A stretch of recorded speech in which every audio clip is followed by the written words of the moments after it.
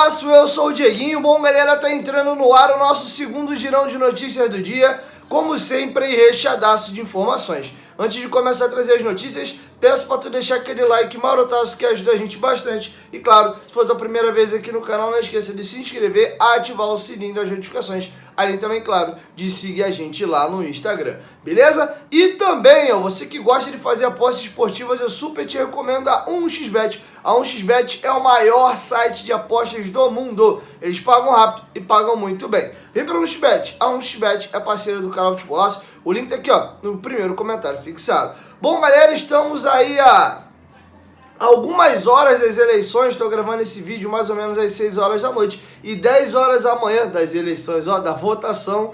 A partir de 10 horas da manhã começa a votação lá da sede náutica da Lagoa, encerrando às 10 horas da noite. A apuração deve acontecer entre 10h30 e 10h40. Vou estar lá cobrindo o evento.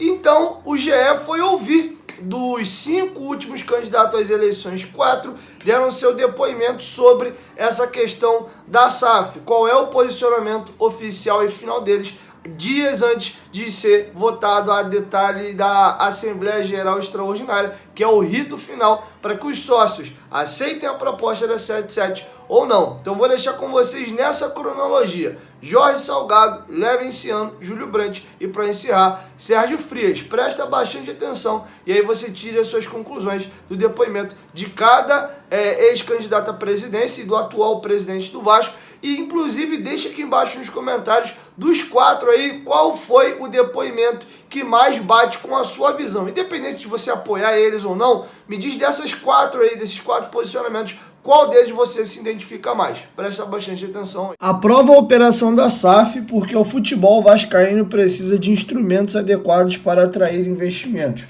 fortalecer suas equipes e voltar ao seu lugar de direito vencendo títulos, e porque o clube precisa resolver de uma vez por todas seu endividamento histórico, que o asfixia há mais de 2 décadas.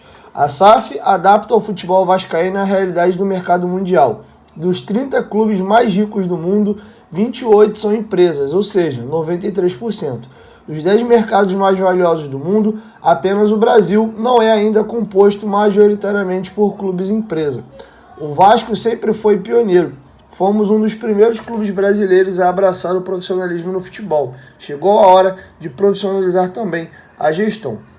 O Vasco será um sócio relevante na SAF, protegerá as tradições do clube, receberá dividendos e contará com um parceiro ambicioso com alcance global e que trará os investimentos necessários para que o futebol vascaíno dê o salto de qualidade que tanto desejamos. E a imensa torcida vascaína terá absoluta certeza que o futebol do Vasco será gerido de forma profissional, com governança e responsabilidade, acabando com a interferência política e rompendo em definitivo com as práticas nocivas que tanto prejudicam o nosso clube.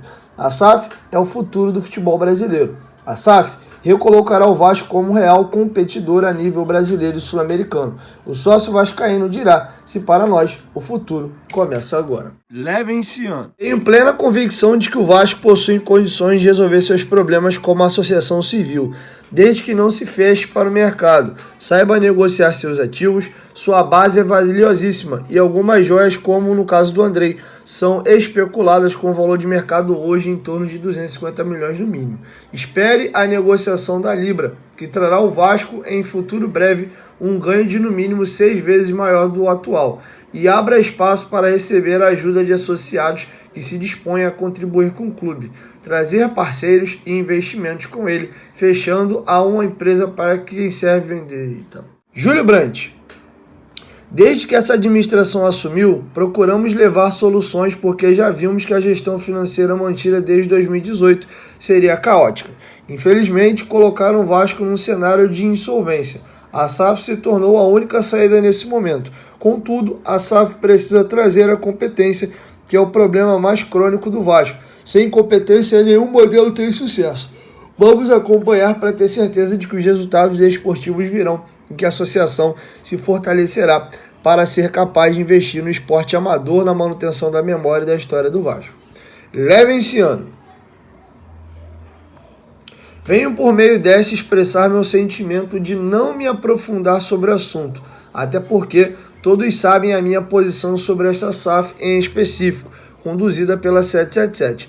Aconteça o que acontecer, espero ainda ter a oportunidade de entregar ao clube tudo quanto me preparei para colocar com o seu sucesso. Uma pena que todo o processo tinha sido conduzido de forma equivocada. Perde o torcedor do Vasco, perde o Vasco, perde em parte o futebol, até porque o Clube de Regatas Vasco da Gama é a história do Brasil. Sérgio Frias. Em plena convicção de que o Vasco possui condições de resolver seus problemas como associação civil, desde que não se feche para o mercado. Saiba negociar seus ativos, sua base é valiosíssima e algumas joias, como no caso do Andrei, são especulados com valor de mercado hoje em torno de 250 milhões no mínimo. Espere a negociação da Libra, que trará ao Vasco em futuro breve um ganho de no mínimo 6 vezes maior do que o ganho atual. E abra espaço para receber a ajuda de associados que se dispõem a contribuir com o clube, trazer parceiros e investimentos, com ele não fechando a uma empresa para que sequer quer vender o futebol desde fevereiro. Como SAF, existem vários modelos possíveis, desde a manutenção de 100% dela com o clube, na prática, trabalhar com o CNPJ limpo sem dívida, manutenção do controle acionário, administrando, ceder a administração ao trem por algum tempo, mantendo o controle acionário. O que não parece razoável é ceder o controle acionário sem que o outro lado, após aporte inicial, não tente se comprometer em reinvestir no clube, mantendo-o sob seu controle por até 50 anos.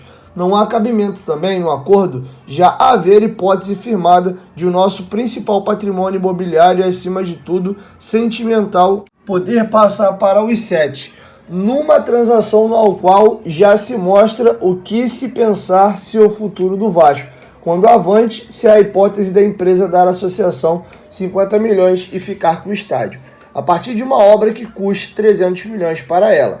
Dizer que isso ainda teria de passar pelo sócio antes de aprovação pode vir a ser um mero detalhe, dependendo da situação em que esteja a associação.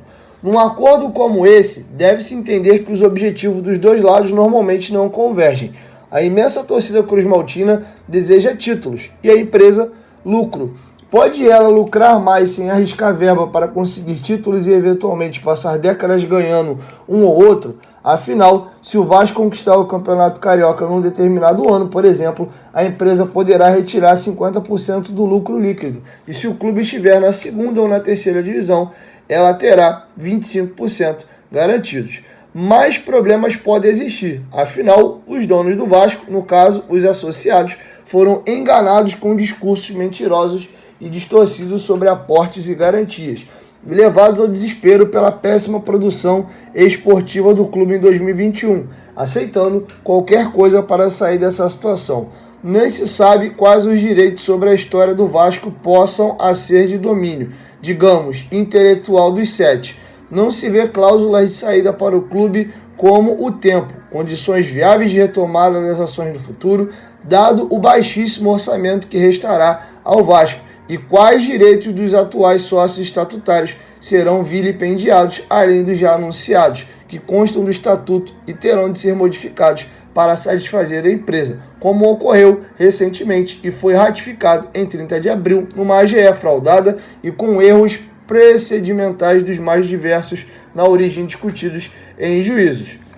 Com o mínimo de trabalho eficiente, força da base e engajamento da torcida, o Vasco subirá de divisão e a negociação no pior momento esportivo é mais do que um equívoco, uma completa irresponsabilidade. Não há como o sócio afirmar com ampla convicção de que votar sim numa AGE na qual se pretende vender o principal ativo do Vasco para terceiros sem ler o contrato é um ato responsável. Ainda mais diante de vários discursos mentirosos ao longo do ano. Desde quando, em letras garrafais, foi dito em fevereiro que o clube seria vendido por 1,7 bilhão, pois na verdade o valor real é de 700 milhões parcelados e compensados para os 7 com ativos do Vasco que ficarão à disposição da empresa ao longo do tempo, independente da gestão dela.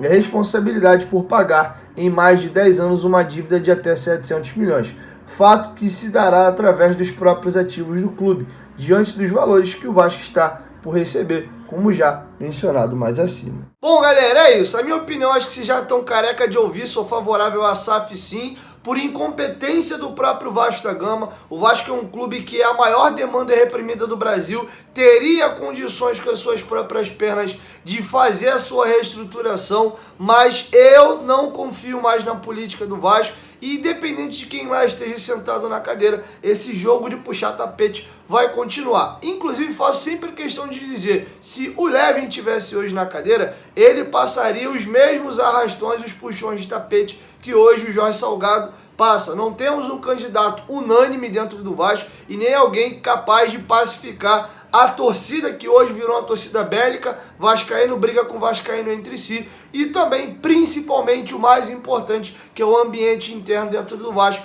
e fosse alguém que fosse capaz de fazer todos no Vasco remar, numa única direção. Como não vejo condições disso acontecer, hoje acho isso uma utopia, não vejo outra saída para o Vasco, a não ser arrancar o poder do futebol da mão dos seus políticos e passar para alguém com grana, com dinheiro, ó, é seu, o bolso é seu, vai visar lucro e vai cuidar desse negócio. Enfim, é a minha opinião, é o que eu gostaria no mundo ideal. Não, gostaria que o Vasco continuasse do jeito que é, sendo bem gerido. Como não vejo solução, acho que hoje não tem muito para onde correr. Inclusive o Calheiros deu um depoimento bem interessante no Futebolaço Podcast, esse corte está indo ao ar já amanhã. Enfim, teve um bate-papo muito bacana com o Zé Colmeia lá no Futebolaço Podcast, que eu recomendo muito vocês assistirem também. É isso, 1, 2, 3, Futebolaço, tamo junto família, e no final da noite ainda chego com mais um girão aí. Valeu, fui!